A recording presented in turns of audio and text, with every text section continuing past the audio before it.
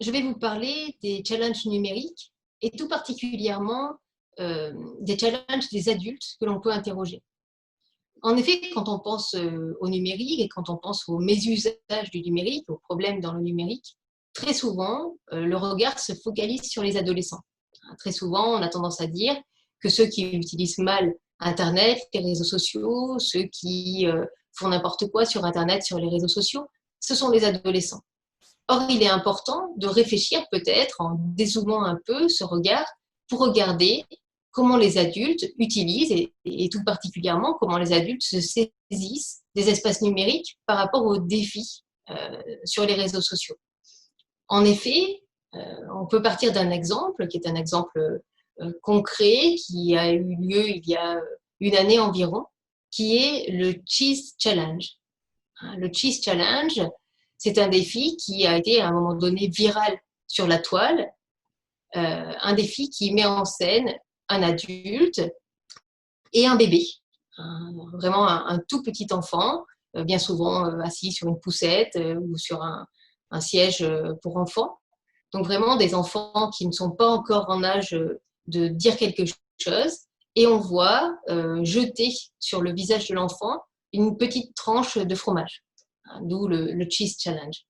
Bien souvent, cette vidéo est accompagnée de rires d'adultes qui sont là, soit celui qui envoie la tranche de fromage, soit ceux qui sont spectateurs. Ce Cheese Challenge amène à s'interroger, c'est-à-dire qu'il amène à s'interroger à la fois en termes d'exemplarité et en termes de responsabilité des parents.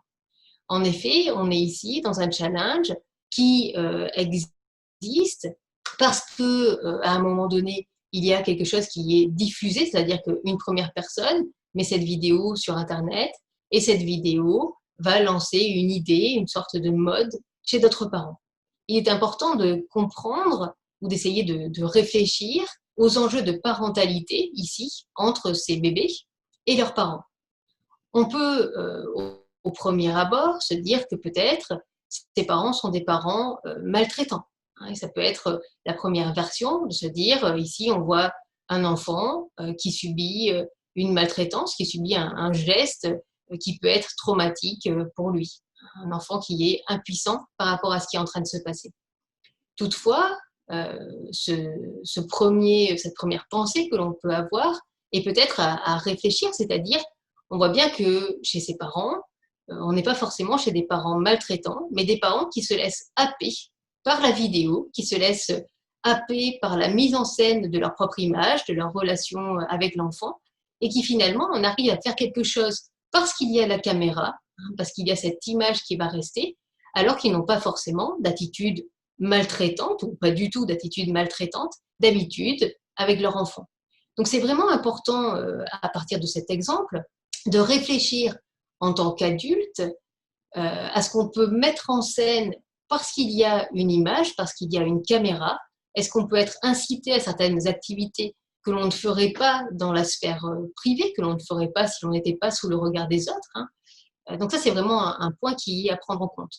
Par ailleurs, on peut se dire par extension que ces mésusages du numérique, ces mésusages des défis-là, peuvent questionner, interroger les adolescents qui voient des adultes réaliser des vidéos de la sorte et qui peuvent se dire, bah, si les adultes